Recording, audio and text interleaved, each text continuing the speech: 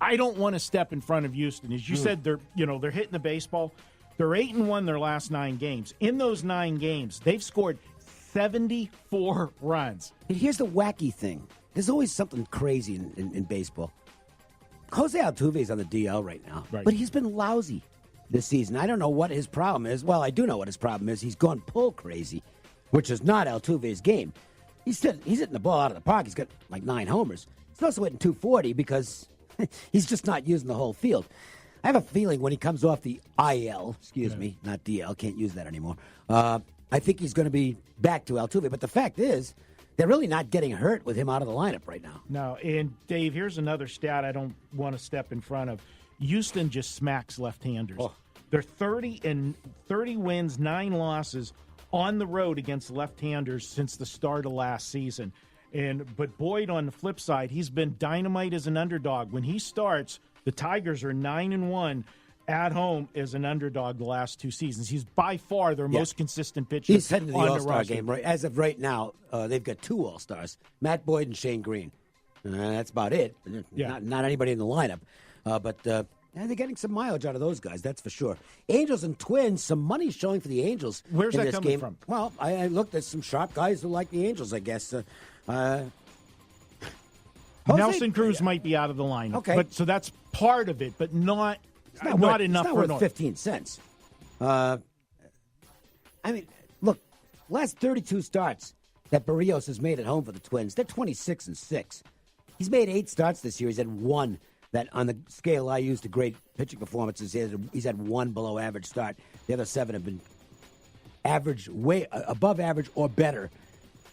Dominant at home. The Twins have the best record in baseball. I don't know if they're as potent against lefties as against righties, but it's not like it's a huge drop off. Tyler Skaggs was not good in his last start, and thus it's a small sample. But thus far this year, he's been much better at home than on the road. Whereas ERA on the road in 4 starts is over 6, 6.38, and a WHIP of $1.58. Yeah, and it's pretty legitimate too. It's not where he's been unlucky or something like that. I think there's too much love for the Angels in this game from the betting market. And sharp money or not, with the Twins priced now where they are, and last I checked it was like $1.35. That's the side I'd look at. Yeah, and I'll throw one more stat for you if you want to go with Minnesota. Off a loss, which they haven't had a lot of them. They're 11-2. 11-2 off a loss. So you look at all that, it lines up Minnesota. But again, the money's going the other way. But that's one that, I look at when the money's there and I say, do I understand why the money's going out? And I don't in this one at all. And the Blues and Sharks will play Game 2 tonight in the NHL Western Conference Finals. The Sharks, with an offensive fireworks display in Game 1, they get the win over St. Louis. The Blues have been really good at bouncing back. I lean that way tonight. I'd love to give you some great particulars. The only one I can come up with is they've been really good on one day off a loss, but I don't know what that means a whole lot. But this series just, to me, has seesaw and long written all over it. I don't think the Carolina-Boston series necessarily does. The Bruins, if the Bruins are playing their game, Carolina can't beat them. But in this series, I think there's a really good chance it could be win one, lose one, win one, lose one, right down the line, and we might be back in San Jose for yet another Game 7.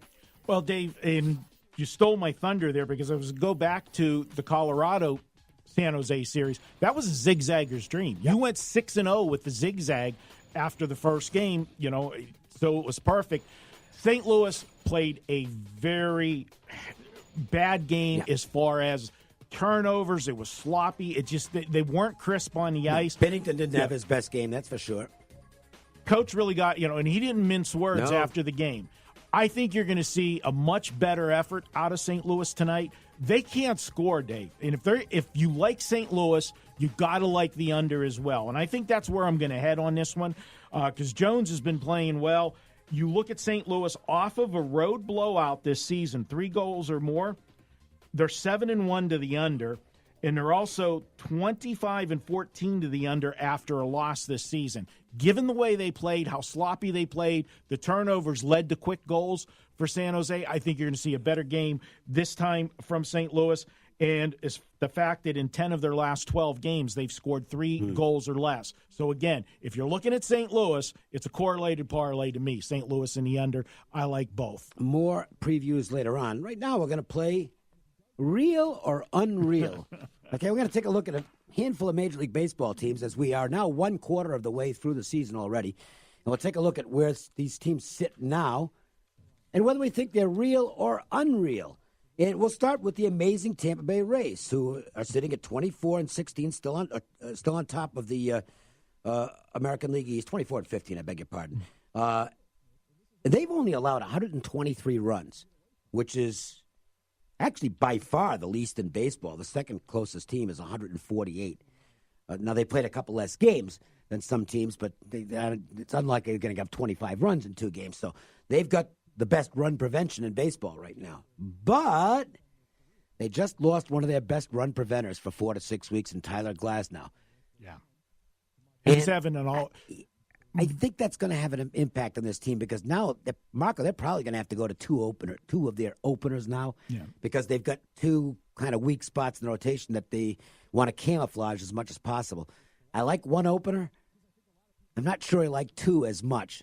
I think that can really stretch out a bullpen. Right. And I think the Rays might be a little on the unreal side. For right now, I'll agree with you that you're going to see a regression because they're going to miss Glasnow. And he's pitched. Oh. We knew he had talent. I mean, I saw him in Pittsburgh. He was highly regarded in the Pirate organization, never lived up to it there in Pittsburgh. And when they traded him away, we got Archer and everything. But right now, looks like Tampa Bay got the best. Him and Meadows away. Oops. Yeah, that's a bad one. He was pitching where you had consideration in Cy Young talk. Yeah. Oh, yeah, he was just dominating. So that's a big blow, but I think that the pitching is still going to be there for them. I agree with you. If you do go to the 2 openers, you gotta like split it up. You gotta actually move one of those openers into what would have been Glasnow's spot, so that you're not you can't pitch them back. You don't want to pitch openers back to back. Yeah, they'll probably move somebody into the mid rotation because that's really going to stretch. If you have one of those games where they've been fortunate, where these guys they haven't had one of those guys come in and have one of those blow up innings, right? Okay, so it's worked out well for them. But if they get where they got to start using a pitcher for a couple more innings, or somebody gets bombed, then it presents a problem. But they're going to have to stagger it, and then that you're not going with your 1, 2, 3, 4 starters. The one thing though I'll say about Kevin Cash, he is so inventive. He could go with an opener and a semi-opener, where they still use Stanek once through the rotation to pitch the first inning or 2.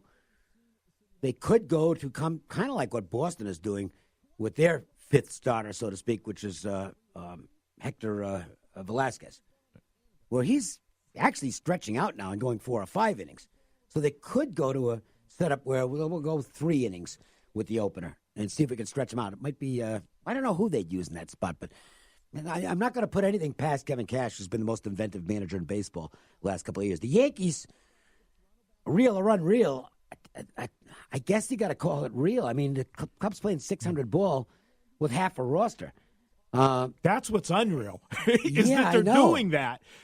So when they get better, this is going to be scary. In Tampa, you'll see that lead shrink that Tampa has as the Yankees come on. It's only a half game now. Yeah, the Yankees are the team that I think when the dust settles in that bullpen, when that bullpen's, that's supposed to be the best bullpen in baseball. That part I'm not sure about because I don't know if Betances is coming back healthy, and I don't know if Severino's coming back healthy. So they're not automatically saying this is a sure thing with the Yankees. Sometimes these injuries linger. But with the it's them, and then your other team is the Red waking Sox up. are rolling now. Yeah. The Twins have the best record in baseball. Best winning percentage right now in baseball belongs to the Minnesota Twins. I think they're still under the radar, to be honest with you, which is kind of weird. Doesn't make a whole lot of sense, but you look at the prices, and people aren't believing in them. So are they a powerhouse, or are they going to level off? I I think they're staying in first place in that division. I just don't see anybody catching them. Yeah, well, first of all, it's a division. It's got Detroit and Kansas City in it, so and the White Sox. Right, but I mean, so Cleveland's supposed to be. They went into the season as the favorite. Yeah, I don't see how anybody can make Cleveland the favorite now with the pitching problems they have and the fact they can't hit. They're not hitting. The pitching was bad. Then you lose Kluber. Cleveland's done. And what happens, Dave, if we get to the trade deadline and Cleveland's not they're not in it. If they fall off, Cleveland could be a seller this year. I think they will be. And I've mentioned this before. They're not re-signing Lindor. So there's your guy right there who could command a lot on the market if a team believes they can sign him long term. That's a team that might be willing to give up a lot for Frankie Lindor or some other guy. Here's another reason why I like Minnesota so much, Dave. They're going to win their division, and I think they're going to win it going away. What you have in Houston's going to run away with their division. Okay, so what you have in the East is the three teams knocking each other around: Tampa, Yankees, and Boston. When those teams are all healthy, they're three good teams. You're probably getting the wild card coming out of both out of there. So you're going to have either a winner. You're going to have the winner of the division and most likely the wild card there. You're going to take out in that one-game coin flip. One of the best teams in baseball is going to go by the wayside. I think Minnesota could end up with a home field advantage the whole way through because of the division they're in. I think they're worth a futures bet right now. 16-1 or something like that to win the World Series. It's not the worst thing in the world. I want to mention the Tigers because they're 18-20. Now they're minus 49 run differential. Yeah. So they're not supposed to be 2 games under 500, but they're showing an ability to win close games. They're playing hard for Ron Gardenhire. I mean, this is not a good baseball team, but it could be one of those not good baseball teams that outperforms expectations all season long.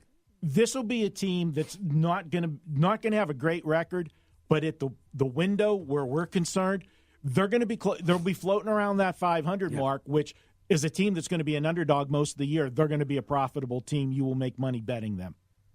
And we'll mention the Astros because they look like they're the best team in baseball right now. I mean, you can make some great arguments for the Dodgers and the Red Sox now that they're rolling. The Yankees, assuming they get healthy. The Twins, because we think they're really good. But on paper, there's nobody better than the Astros, is there? No, in the way they're hitting the ball, and as you said, Altuve hasn't been doing anything. When he gets his head surrounded, how many runs are they going to be scoring? That offense is a nightmare for other pitchers. And then you got Verlander, out there, every fifth day. Garrett Cole. Garrett Cole, he's had some so-so outings, but fine. It's a nice 1-2 punch to have there. So, they're the team to beat, and it's the division they have. Who's going to challenge them? I mean, the Angels probably – I say this with some hesitance. I think the Angels might be the second-best team in the division. They just don't have enough pitching. They're not that good. They don't have enough pitching. I don't think so. All right. We'll do some National League maybe tomorrow or the next day.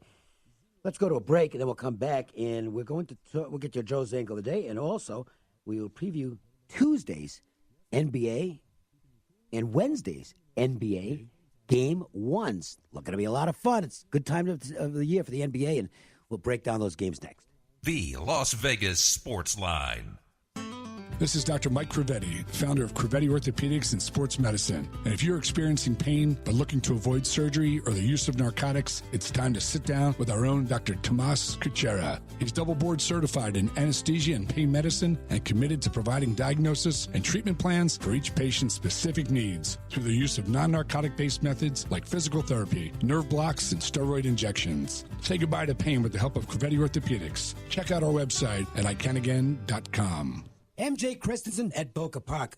More than just a store that sells jewelry, Cliff Miller. Oh, absolutely. We're your one-stop shop. Whatever it is in jewelry that you need, whether it's a repair, appraisal, we've got 4 certified gemologist appraisers on site, so we do most of the appraisals in Las Vegas. Take your dated heirloom and create something new. MJ Christensen, something special for the love of your life. Located at Boca Park. Follow us on Facebook for exclusive offers. If you're in law enforcement, military, or security, you can save 20% on all your tactical gear at the new location of IDO Tactical. And if you log on to IDO Tactical's Facebook page, you'll find even more savings. Just another great way for you to save a few bucks on quality tactical gear. IDO Tactical has it all. Police gear, security gear, military gear, and much more. IDO Tactical is open Monday through Saturday from 10 a.m. till 5 p.m. on West Sahara at Torrey Pines behind Green Valley Grocery.